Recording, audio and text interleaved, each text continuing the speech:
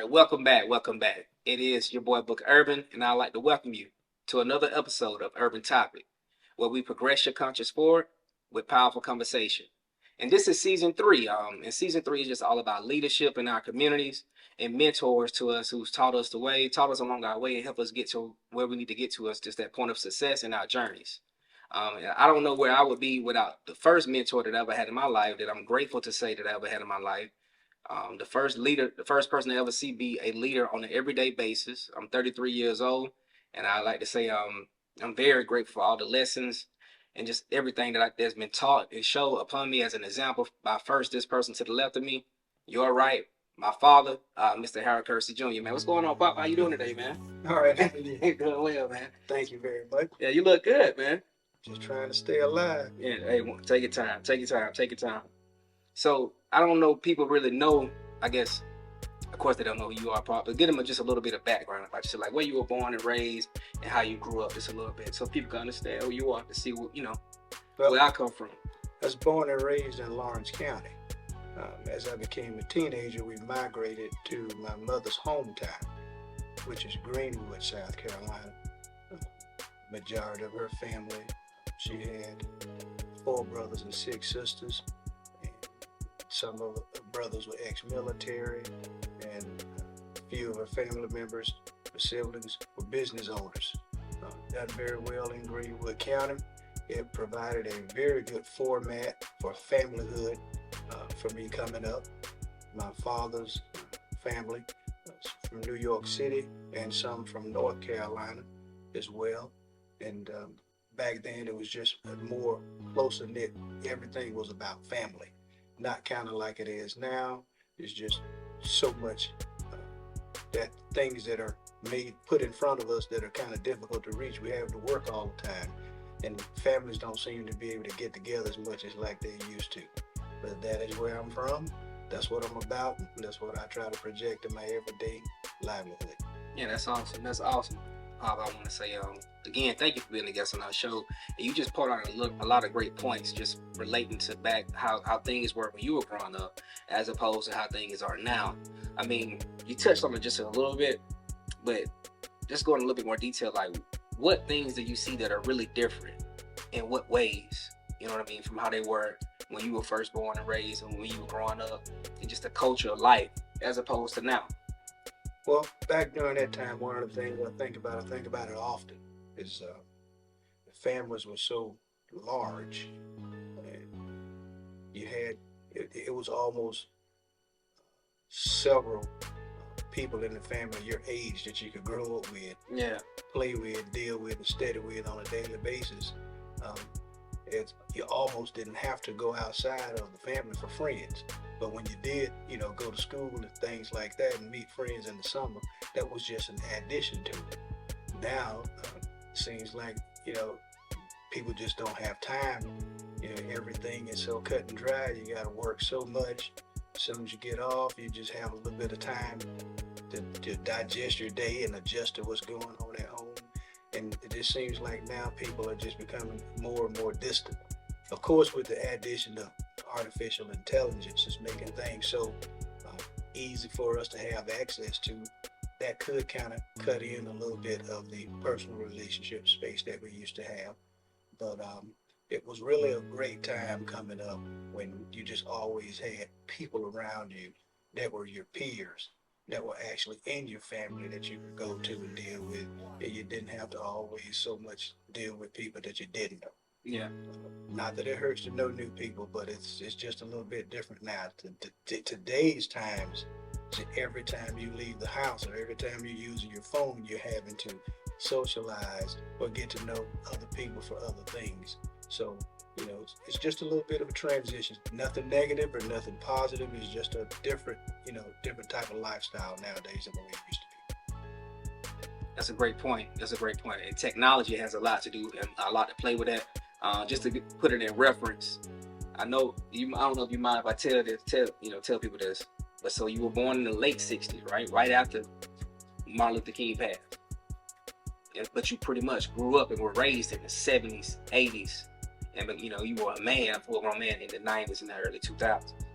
Is that correct? So they can put it in, so they can understand the time frame that we speak about. Yes, yes. I'm a post-civil rights baby. I think Dr. King was assassinated in April, I believe. Correct me if I'm wrong. And I was born in July. I got to experience a little bit of that. And then there's this huge transition in the 70s where everybody was free to walk up and down the street without being bothered, go to work on their jobs, live in the neighborhoods of their choice, and have that freedom. Got a little bit of black radio stations going on. And then, of course, we moved into the 90s, the 80s, excuse me, and things just took off. I was a teenager in the 80s, doing junior high and high school. That was just an explosive era. Yeah. You had people, and it was just a big genre area. A large part of our teenage years were covered with listening to the radio all day and all night. And you had Rick James, Prince, Michael Jackson, Madonna, Cyndi Lauper, David Bowie. It was kind of a time where we had got past the separation and everybody was trying to work together. Of course, we all knew, we just didn't know when it would happen. But I think the majority of us all knew that Thriller was coming. Yeah. Watching Michael Jackson on TV almost every day of my life growing up, listening to him on the radio almost every day of my life growing up. When Thriller released, which is still to this day the highest grossing album ever made, it was produced by an African American, Quincy Jones, and the album was sang by an African American, Michael Jackson. That was very important to us in high school. And as a matter of fact, that same combination holds the same title for the two biggest albums of all time, which is Off the Wall and then Thriller. So that meant a lot to us. It meant a lot to our esteem, our personality. It helped mold our characters. And it showed us that we could, no matter what the adversity was, we could work. If you work hard and provided dedication, perseverance, you could fit in. And you don't have to always win, but you could make a difference. And that was really important for us. Yeah, I know you talked, like, raising me, like, growing up in the household with my dad. We talked a lot about the Michael Jackson and the Prince and just so many of the greats that came through in the 80s. Is there any, because I'm starting to see it now in my generation, man. Like, when I was born in the 90s. I was born in 1990. I grew up in the 90s. I'm a 90s baby, full-fledged.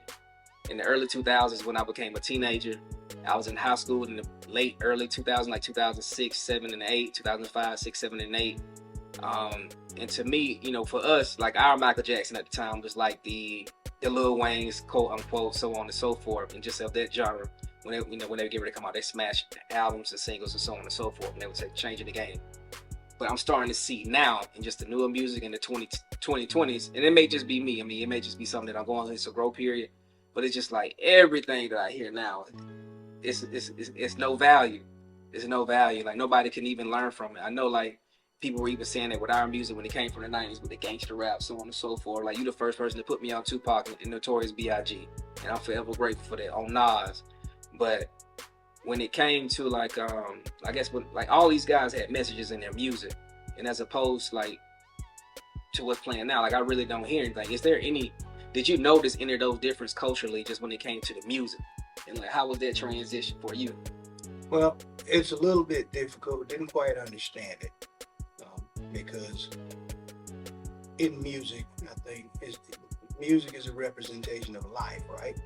But these guys that come along during your time, you can't be negative about them because you don't know who you affect, and you can't. There is some positive to it. So if individually you have a problem with it, that doesn't necessarily mean that generally overall there's a problem with it. But they were singing about or rapping about, talking about, and having conversations about their experiences. Yeah. So even though there may have been a lot of negativity in it, in most cases, a lot of people in the country, if not the world, would never have known what they were experiencing if they were not able to put it on record. On wax. Like that, and that's the main thing. You take, for instance, Christopher Wallace, which is Notorious B.I.G., and Tupac Shakur. Both of those, I believe, were their mother's only sons. So, and so, you know, their deaths were kind of untimely. But again, look at what they were able to accomplish. Just two people. They were great narrators. If they had continued to live, the market would have been open for them to talk because they were on the radio and they talked so much. It was a whole generation of people out there at that time that was experiencing and going through what they were talking about on a daily basis. And those people had a voice. And, you know, they're just to give an example. So in the 80s, you know, you always hear about a lot of gang violence. Well, over here in this part of the country, we were going to church twice on Sundays, Tuesday night, Thursday night. Wednesday evening, they had something called sunshine band practice for the teenagers and the youth. Saturday morning, you had choir practice. Friday night, you had purity club where the teenagers would get together. It was more of a church environment. So a lot of times, we didn't even see our friends that we knew at school until we got to school because we were so involved in church activities. But little did we know, if it had not been for the music, we wouldn't have known what was going on with the young kids our age in Compton, in New York, in Philly, in Houston. If it wasn't for the music, we wouldn't have knew what was happening to us. And that's a big part of my thing now. Doesn't matter where you come from, what your agenda is, what you like or don't like. But if we can become unified, where we all can just sit down and relax and dissect and understand what's being done to us or the cycle that we're putting in as a union, I think we could do something about it. Now that doesn't mean everybody gonna be successful, but there definitely will be more than a handful. Because the key to anything is just knowing what you have to deal with. And in our case, as a people, we need to just be aware on one accord at the strategic things that are put in place, not to hurt us or hinder us, but they're just not allowing us to move forward and progress as we should. That's a great point. And I like what you said as well, Pop. Like, every time I talk to him, no matter what, like, Pop's always give me game, man. My father always give me game.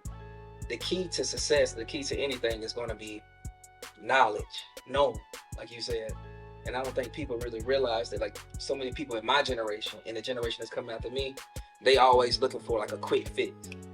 Let's get it on through. You know what I mean? Or they always trying to look to see who knows it, and I guess take what they want and keep it running. But like you said, we all need to sit down and dissect, digress, listen, and learn and strategize. I mean, that'll be the key to moving forward, moving upward as well. So we're gonna switch gears just a little bit, Pop. I know you've been working on this book for a while. Can you just speak about that for a little bit? Do you mind? Well, the title of it is Mentally Trapped.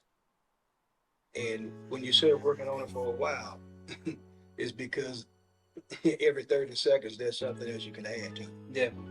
But the overall analysis of it is that how you can be convinced into accepting being a second or third or fourth class citizen and become complacent with that when being first class is fully within your reach.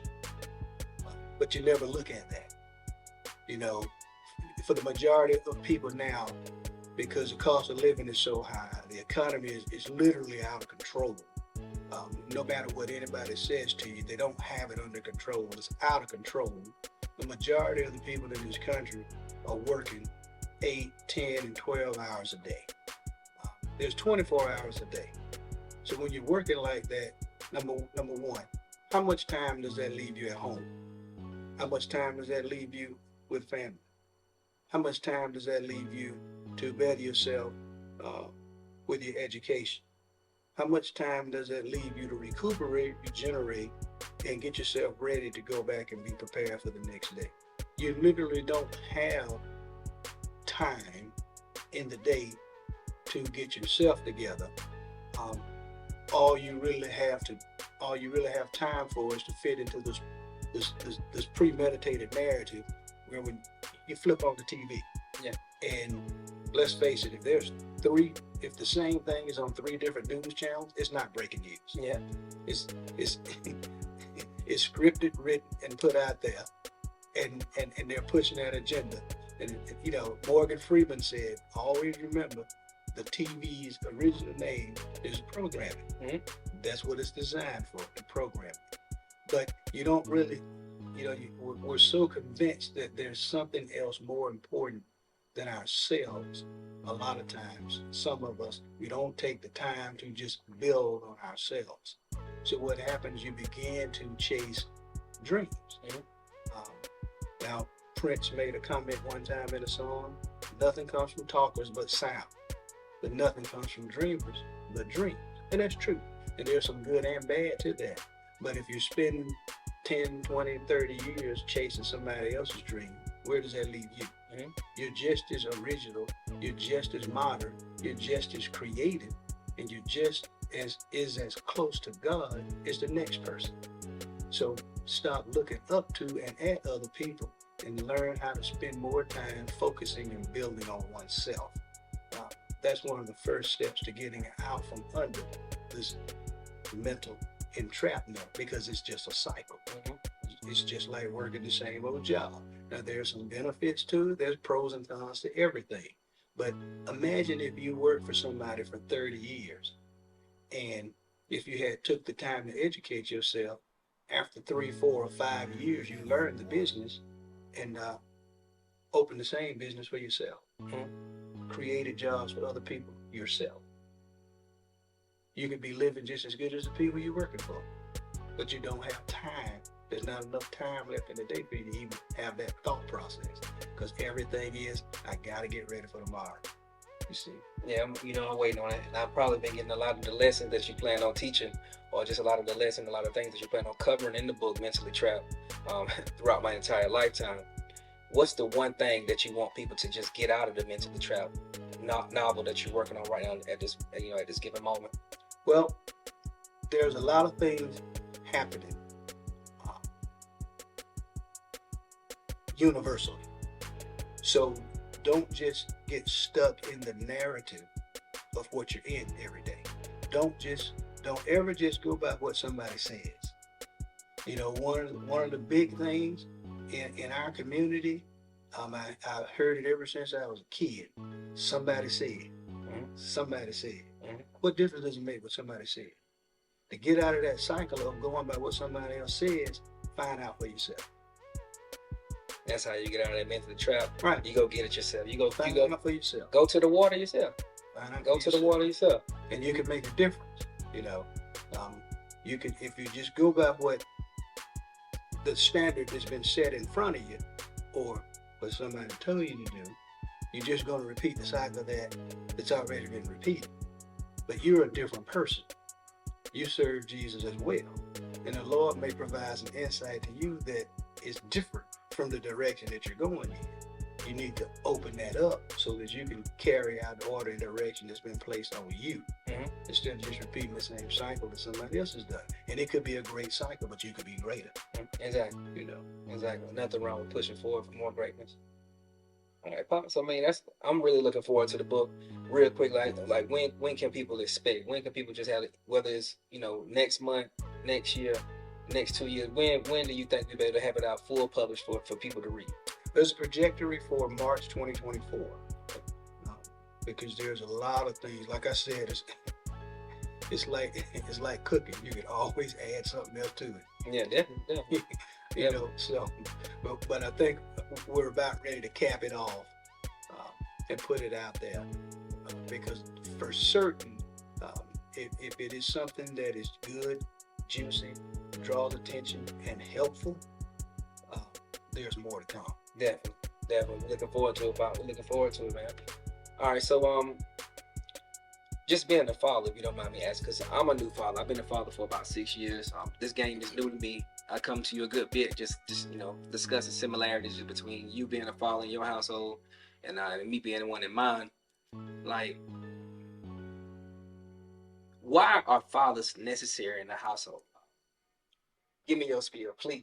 Well, I don't really know if I can explain it, but they're very, very important because it's a dynamic.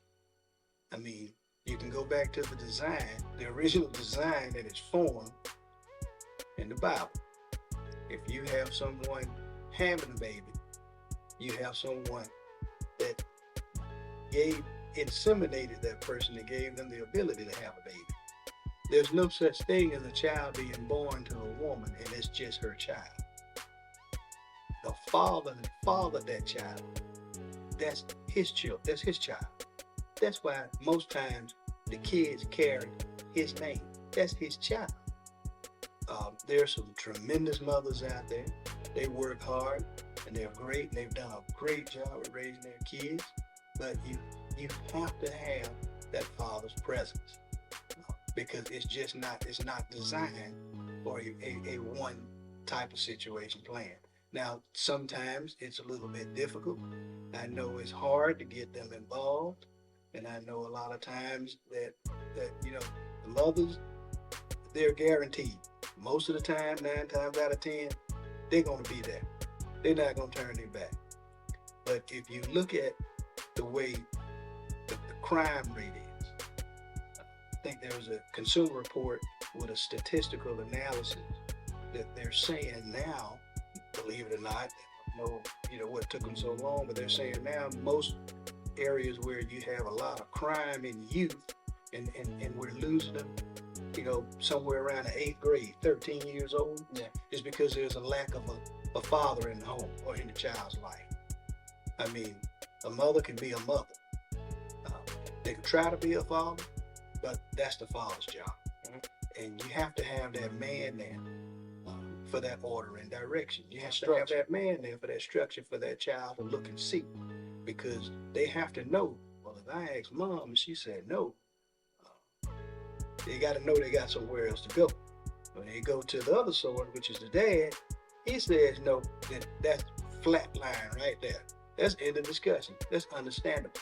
But what we have now is a lot of, I want to do what I want to do. I don't have nobody watching out behind me, watching over me. There's no fear of getting caught. Yeah. So if you grow up like that, when you get out into public society on your own, you may have some trouble, there's some obstacles and some difficulties. But our women need their husbands. They need their men at home. Been married for 20 years, right? How many times, has my wife went to bed knowing that if anything happened, if anybody broke into the house, before they got to her or the children, they would have to go through me. Mm-hmm. It's just that level of confidence. Mm-hmm. So if you can, if a woman means so much to you that you can run behind her, buy her this and buy her that, and get a child by her, then she means enough to you for you to sacrifice yourself and take care of her. And definitely when the children comes, it's like it's guaranteed money in the bank. They know they got a mom and a dad that loves them. Okay. Yeah, Pop. So it just really sounds like, having a father at home really brings structure, balance, and just that sense of protection, security for the household as general. That goes for the entire household, starting from the man to you protecting, providing, keeping balance with your relationship with your wife and with your children. So what would be great qualities of a leader, just from your time, I guess, to the time that you spent on this earth, Pop? What are some great qualities of a leader that someone can take from them and just learn from in order to be successful with significant leadership in today's world, in the modern world, in the 2020s, and so forth and beyond? Believe it or not, the greatest quality in being a leader is having patience and the ability to listen. You can't lead what you don't know. You can't lead what you don't understand. Obviously, if you're going to put in a place of leadership, you're going to have experience, you're going to have a background of knowledge. But in any situation, dealing with whatever type of person that you're dealing with, the strongest quality, you have to be able to yield yourself and not abuse your authority. Have the ability to be patient and listen. Because you can't help somebody if you don't know what they need help with. You can't protect somebody if you don't know how they need to be protected. And they're not going to be comfortable with you leading them if you display if you don't display patience and understanding. Man, that's great. That's actually a great example that you just gave. Just having patience, the ability to listen, and discernment as well. So I'm real quick, just for our urban suggestion for this episode, Pop, I want you to tell me, or just tell our urban community, just from a father standpoint and as a leader standpoint, like even with leadership qualities, another quality, how important is discipline to being a leader, to being that mentor, to being that father that's needed? How important is discipline, and how important was it to you? There's lots of blessings and opportunities that come with discipline. If you don't have discipline, none of that will come to you. And I'm quite sure there are those that will disagree, which is absolutely fine. But without discipline, you can't get too far. You want to talk discipline? How can a man pay $1,200, $1,500 a month on a house, $500 a month on a car, on a $3,000 a month salary? And you got utilities, cable, water, car insurance. You got all kind of other things that you're paying on. That's discipline. We are a disciplined people. Above all else, we have been trained how to make it and how to live off of not always having what we need. So with discipline is a great thing to have. Discipline is equivalent to great patience. So we're finna get ready to close it out real quickly. Before I let you go, I ask, it's not just you, Papa, I ask every guest this question. What's one thing that you love and one thing that you would change just about our southern region, and more specifically South Carolina, the state, the culture? I guess it can be anything from the culture, the economy, the way we live, the way we think. What's one thing you love and one thing you would change? Well, the one thing I love is weather. Okay. It seems like for 8 months out of the year, we have some of the best weather. Things that I would change, I don't know if that's a trick question. Try to narrow it down to one. I guess one that would have the most impact. I would just like to see people, instead of under the surface, on top of the surface, get along a lot better. There's still a little bit of tenacity here in this place, but we seem to be doing well, and we're on a good track. I would like for this place to be one of the best places, not in the country, but in the world, for people to come and live, because it's a really great place. We got the best of everything, almost. We got the best. We got great beaches. We're in a prime location in part of the country.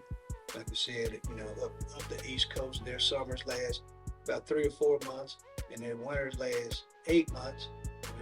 We're the opposite here. Our weather is kind of mediocre with the summer and spring for 8 months, and we have the 3.5 to 4 months of winter. It's a great place to be. I just would like to see more businesses come here. I'd like to see more opportunity, and I would like for us to be considered more. Here in South Carolina, we have BMW manufacturing, Volvo manufacturing. There's Mercedes-Benz manufacturing here. We have some of the best workers in the entire country. We have some of the best opportunities. But there's a plethora of companies here in South Carolina where their workers build products equivalent or better to anybody else in the world. I would like to see this state get its full notoriety. I think right now we're on an unprecedented move where there's a lot of people coming here just to this city alone on a daily basis based on the good, clean living and the opportunities. But I would just like for us to, for that information to fully spread so that we can be looked at. It's just not an ex-Confederate state. Okay. I think I have to agree with you as well, because what I see just for our state as a whole is what you just described. It's a whole lot of potential, for improvement, for money, for new talents, for new opportunities, of course, stadiums as far as professional teams, whether it be any sport, just anything, even for film and acting, which is what we're doing now. Just more potential to do our own and put that southern swing on it that we do. That's actually a great response, Paul. And nobody actually gave one that much in depth. I knew that you would. That's why I had to have you on. Try my best. Yeah, you did. Hey, that's awesome. That's awesome. So listen, man, you did an awesome job, man. When you gonna come back on the show? Whenever you have. Okay. You're gonna definitely come back soon, man. Just be on the lookout for us. This is Urban Topic Season 3. I hope you guys enjoyed this episode with Mr. Harold Kersey Jr., my pops, my father. Hey, we out. It's a pleasure. Bye-bye. It wasn't too bad, man. That's it.